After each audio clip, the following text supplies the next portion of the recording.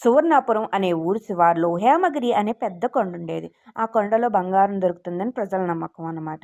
ఒక అబ్బాయి వాళ్ళ నాన్నతో ఇలా అంటాడు, నాన్న, ఊరంతా కొండ దగ్గర బంగారం తవ్వుకుంటూ సంపాదిస్తున్నారు.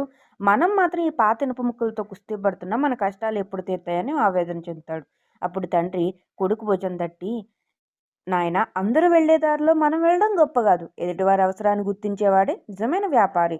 ఆ కొండ దగ్గర వేల మంది ఉన్నారు కదా, వాళ్ళందరికీ మట్టి తవ్వడానికి ఖచ్చితంగా గుణపాలు కావాలి కదా.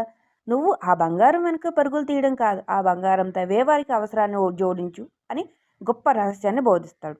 తండ్రి మాటలతో ఈశ్వరయ్య గొప్ప ఉత్సాహంతో మరుసటి రోజు ఆ కొండకు వెళ్లే దారిలో ఒక పెద్ద షెడ్డు వేసి తవ్వడానికి అనువుగా ఉండే పదునైన గుణపాలు, పారలు తయారు చేసి అమ్మడం మొదలుపెట్టాడు. కొండ తవ్వడంలో బంగారం దొరికిందో లేదో తెలియదు కానీ ఈశ్వరయ్య వ్యాపారం తండ్రి చెప్పిన ఉపాయంతో అపారమైన సంబంధం తెచ్చిపెట్టింది. అది ఎదుటివారి అవసరాన్ని తీర్చే ఒక తెలివైన వ్యాపారి.